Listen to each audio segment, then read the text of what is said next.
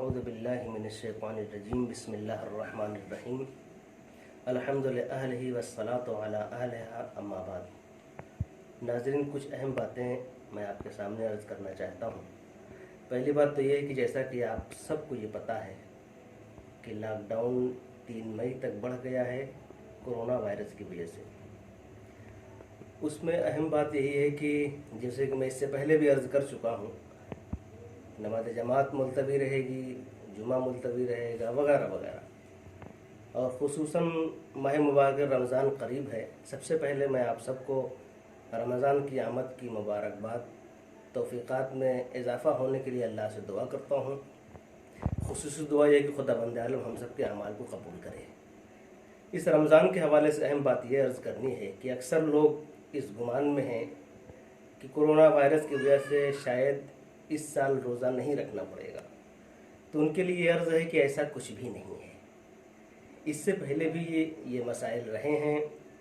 बीमार के ऊपर या डॉक्टर ने जिनको हतमी तौर पर मना कर दिया हो कि आप रोज़ा नहीं रख सकते, चाहे वो शुगर की वजह से हो, किसी वजह से हो, उसमें भी अहम बात यह है कि इंसान खुद ये फ़ैसला करे कि आया वो अपने अंदर रोज़ा रखने की ताकत पाता है या नहीं पाता है।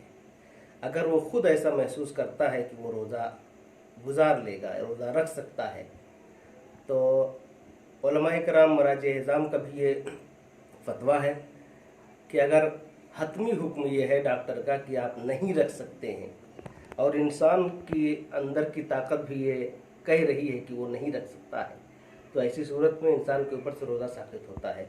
लेकिन ये सूरत हाल जो कोरोना वायरस की है, ख़ास तौर से लॉकडाउन की वजह से हर इंसान अपने अपने घर में महफूज है, तो मैं समझता हूँ कि किसी के लिए कोई परेशानी या कोई दिक्कत का सबब नहीं होना चाहिए रोज़ा रखने के लिए।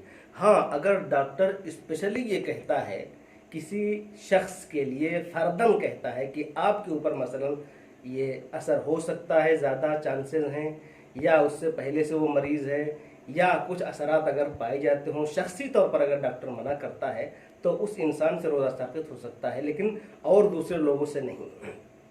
बहरहाल कहने का मतलब यह है कि डॉक्टर की राय पर अमल करें। अगर डॉक्टर हतमी तौर पर किसी शख्स को ये कहता है कि आप नहीं रख सकते हैं और ख़ुद भी वो ऐसा महसूस करता हो कि उसके लिए जान का ख़तरा है, तो ये आज का मसला नहीं है बल्कि इससे पहले का भी मसला है कि वो रोज़ा ऐसी सूरत में नहीं रख सकता है। तो बहरहाल ये एक जो गुमान हमारे अंदर है आजकल लोगों में फैला हुआ है कि कोरोना की वजह से रोज़ा माफ़ हो गया है, तो ऐसा कुछ भी नहीं है। लॉकडाउन का फ़ायदा उठाते हुए अपने अपने घरों में रहें और इसका फ़ायदा इस अंदाज में उठाएं कि मसलन मस्जिद में इफ्तार नहीं होगा, जमात नहीं होगी, तो इसका मतलब ये नहीं है कि नमाज ही नहीं है, बल्कि नमाज अपने घर पर पढ़ें, तिलावत करें। जो भी आप वज़ाइफ रमज़ान में अंजाम देते थे उसको अपने घर पर रह कर अंजाम दें। हाँ, एक बात की तरफ और मैं आपकी तवज्जो आपकी हासिल करना चाहता हूँ।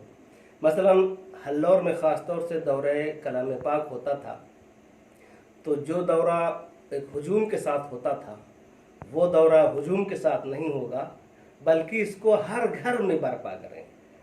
अपने घर में अपनी फैमिली के साथ कुरान करीम की तिलावत करें, जो रविश आपकी दौरे कलाम पाक की रहती थी। लेकिन हाँ, सोशल डिस्टेंसिंग का ख्याल अपने घर के अंदर भी रखें, एक फासले से बैठें, दूर दूर बैठें और कुरान करीम की तिलावत करें।